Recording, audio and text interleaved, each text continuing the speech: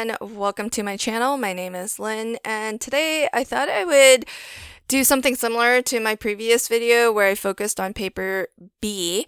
Today I'm going to focus on paper D, and I will make the 4 cards that paper D is featured on. So to start with, I'm going to refer to the cutting guide and look for the scissor icon that indicates to me where I can make my first cut. That's at the 1/2 inch from the bottom mark. Then my next cut, what I'm looking for is a line that goes from end to end and doesn't intersect with any other lines.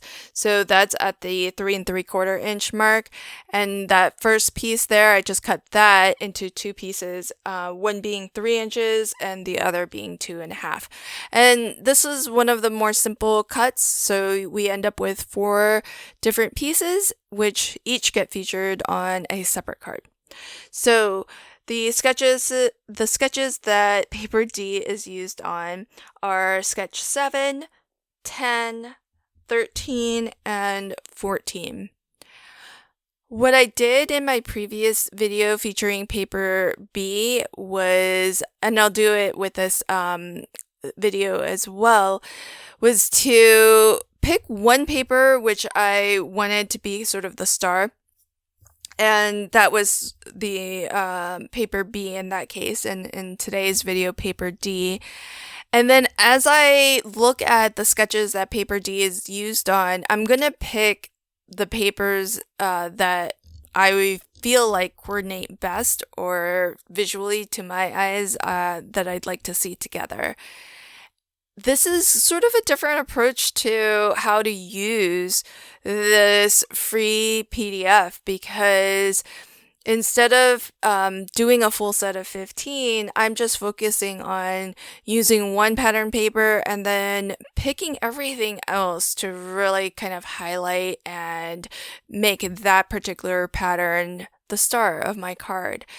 Sometimes it can be a little bit hard when you're picking all 6 papers up front and you haven't really actually started making any of the cards.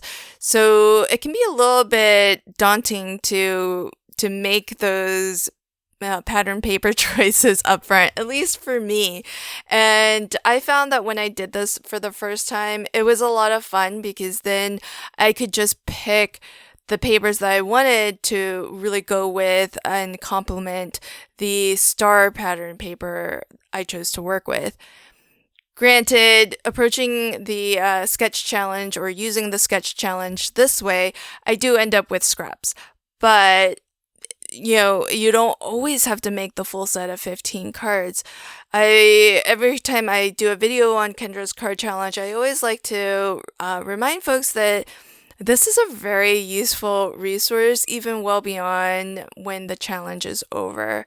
So I'll go ahead and get started on sketch number 7 here. I'm more or less following this sketch. I didn't use the exact repeat pattern that is indicated in the sketch, but for the most part, it's very similar. And I always like to remind folks that you can feel free to take some liberties when you're approaching this sketch challenge. The sketch layout will show you exactly, what size you need for everything. Anywhere that you see white, gray, or black, feel free to substitute whatever you'd like there. That could be solid color cardstock, it could be more pattern paper if you wanted, it could be an embossed panel, it could be an inky background, whatever you'd like. You have all of the measurements there for you, but you can also feel free to adapt it to whatever aesthetic you prefer. I've also been trying to use up a lot of my 4x6 card bases that I just have a bunch of that are pre-made. So you can even adapt these sketches. They are designed for USA2, which is 4 1/4 by 5 1/2. But if you like to make different size cards, you can feel free to adapt it to those other cards. I saw some folks adapt for slimline cards, and that was a really wonderful interpretation as well. I also want to mention that my video today is part of a video hop. Our team is getting together to feature and showcase some of our super sponsors who have generously supplied some members of our team with product to craft with and share inspiration with you.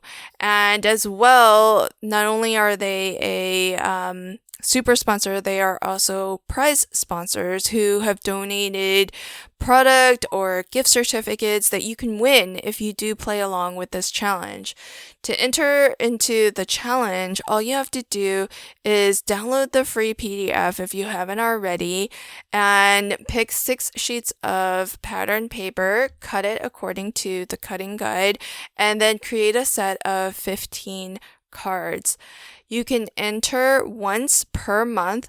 The challenge runs until the end of this year, December 31st, and each month, that is October, November, and December, you can enter one time, and you'll have a total of 3 entries. At the end of each month, Kendra does also pick prize winners, and so you don't have to wait until the very end of the quarter to see if you've won anything. She gives away a lot of prizes all along the way.